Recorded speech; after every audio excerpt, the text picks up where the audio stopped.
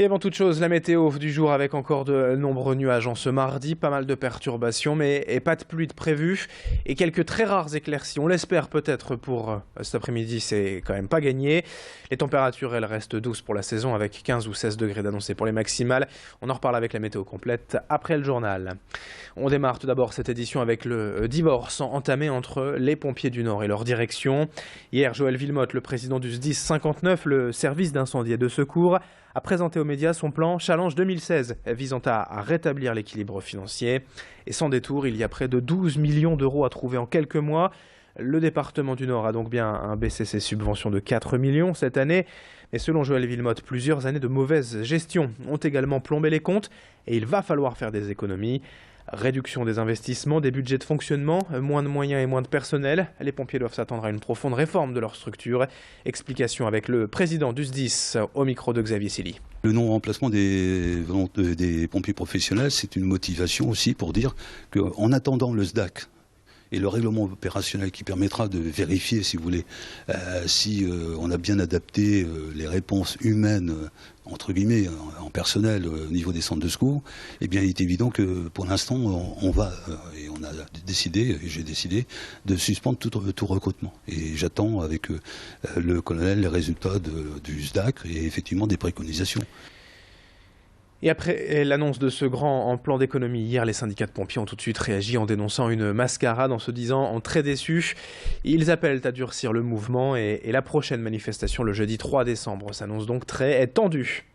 Autre actualité, à un mois de la COP21 à Paris, les élus Europe Écologie Les Verts de la MEL ont présenté hier leur plan d'action pour lutter contre le dérèglement climatique. Je vous rappelle que l'objectif de cette conférence climat est de maintenir la hausse des températures mondiales sous les 2 degrés. Alors parmi les solutions avancées, désengorger les routes de l'agglomération en favorisant les transports en commun et le covoiturage dans les entreprises. Les Verts veulent aussi inciter les foyers français à réduire leur consommation d'électricité, mais les élus écologistes insistent aussi sur le fait que tout le monde doit être mobilisé, les élus, les populations et les associations. C'est un travail qui sera réalisé tous ensemble. Explication avec Christiane Bouchard, vice-présidente de la MEL en charge du développement durable, à propos par exemple de ces températures très douces actuellement pour la saison. Ce week-end, il a fait chaud, ce qui n'est pas normal au mois de novembre. Ça a un impact sur l'agriculture et donc le comportement aussi des agriculteurs. Ça a un impact sur l'eau, sur la sécheresse. Ça a un impact aussi sur l'ensemble de l'augmentation aussi de la fonte des neiges, de la fonte des glaciers au niveau des pôles. Tout ça, je pense que les gens en prennent de plus en plus conscience et sur l'adaptation au changement climatique, c'est aussi le gonflement des argiles, avec les problèmes d'inondation. On a quand même l'île est bâtie sur l'eau, donc aujourd'hui on sait aussi les risques que ça peut entraîner en matière de dégradation, pas seulement de l'environnement mais aussi de l'habitat. 7h18 en direct dans le reste de cette édition au cœur de l'automne. C'est déjà la fin d'année pour les espaces naturels Lille Métropole. L'occasion de faire le bilan de cette saison 2015. Cette année, 1 437 000 promeneurs sont venus profiter des 1300 hectares de parcs et espaces verts dans l'agglomération. Une bonne année selon les dirigeants, due en partie aux conditions météo favorables et aux animations bien sûr mises en place par les équipes. Parmi les parcs de cet espace naturel, il y a Mosaïque à Houpla-en-Couanne, le musée de plein air de Villeneuve-d'Ascq, les prés du Ham à Armentières et les relais nature le long de la Deule. Tout ce petit monde rouvrira au printemps et en attendant, on prépare déjà la prochaine saison 2016 qui aura pour thème « La nature est moche ». Une accroche volontairement provocante pour défendre ces espaces naturels, comme l'explique le président de NLM, Jacques Ducrot, au micro d'Idil Gunaï. La nature est un tout.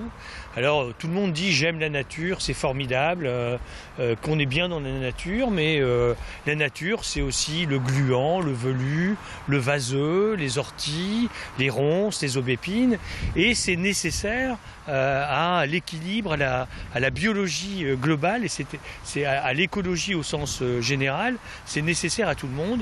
Et puis c'est un thème qui va nous permettre, comme vous avez pu le voir cette année, d'avoir des animations dans nos parcs qui sont des animations très décalées sur la fête de la sorcière, sur Halloween. Et puis on termine avec l'opération Le Père Noël est-il un rocker comme chaque année à pareille époque. Plusieurs concerts sont prévus au profit des enfants la semaine prochaine, de lundi à vendredi, et depuis 21 ans le principe n'a pas changé. Vous obtenez votre place de concert en échange d'un jouet neuf. 5 soirées au programme, 5 thèmes pour plaire à tout le monde: rock, reggae, Et le hip-hop, électro et trip-hop, l'Aéronef, le Splendide et le Magazine Club sont partenaires de l'événement. Dès lundi prochain, toutes les infos sur pernorock.com et avec l'invité de Louis Caillé hier après-midi qui revient sur ce concept. C'est rare d'aller dans un festival de musique en apportant un jouet ou...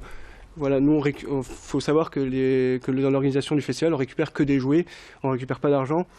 Et donc les jouets, on les emballe et après on les distribue aux enfants. Donc c'est un concept original. Je pense que ça fait plaisir aux festivaliers d'apporter autre chose que des billets de monnaie, etc.